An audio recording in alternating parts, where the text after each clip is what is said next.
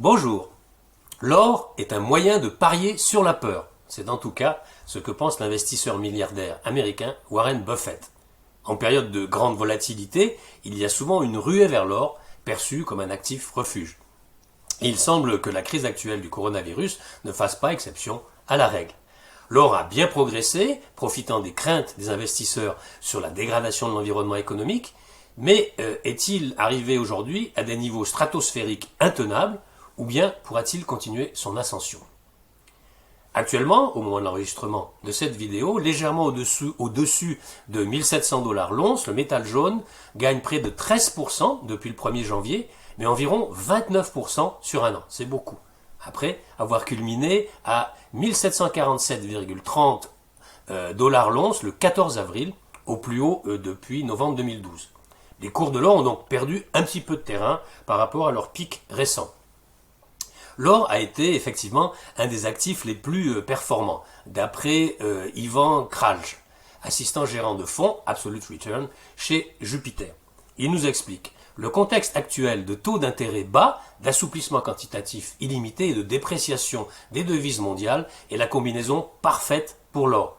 Plus globalement, effectivement, des taux d'intérêt très bas sont favorables à l'or. Pourquoi? Eh bien parce que ce placement ne rapporte rien du tout, ne produit aucun rendement.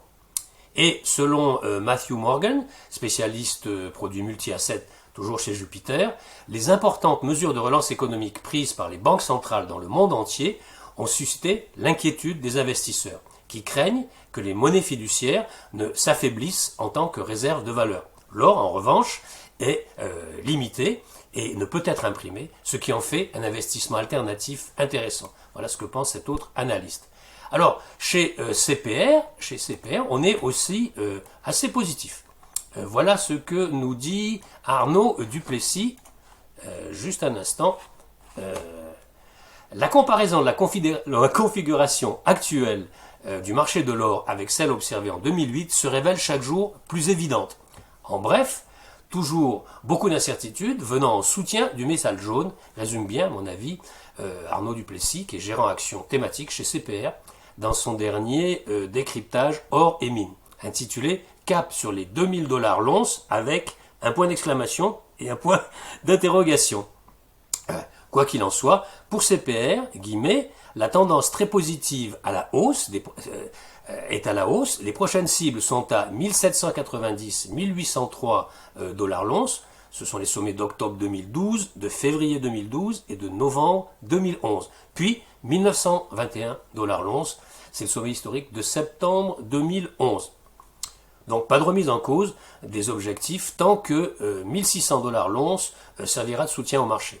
En deçà, eh bien, les grandes zones de soutien demeurent à 1440 et 1460 $ l'once, puis à 1365, 1385 $ l'once sur le long terme. Mirabaud Securities, dans une récente analyse, pense aussi que l'or devrait assez rapidement progresser vers les 2000 $ l'once. Et ajoute une remarque qui me paraît intéressante, voilà ce que nous dit Mirabaud. Dans l'univers du métal jaune, il y a cependant un pan qui semble nettement en retard et qui pourrait combler son écart dans les semaines et mois qui suivent, ce sont les mines d'or. Ce n'est pas le seul cabinet à penser ça, d'autres aussi soulignent l'intérêt des mines d'or. Je vous rapporte ça. Dernier point que je vous soumets, voici un facteur de soutien classique de l'or, ce sont les achats des ETF et des banques. Voilà ce que nous dit d'ailleurs Laurent Schwartz, qui est directeur du comptoir national de l'or, une société spécialisée dans l'investissement en or.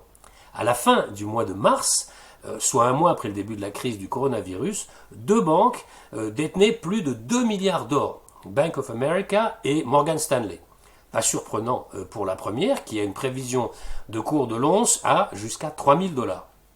Mais c'est BlackRock, le plus gros gestionnaire d'actifs au monde, BlackRock, qui se distingue en triplant sa position et en achetant près d'1 milliard d'or au premier trimestre. UBS et Wells Fargo, qui ont aussi émis des recommandations positives sur le métal jaune, ont renforcé leur position.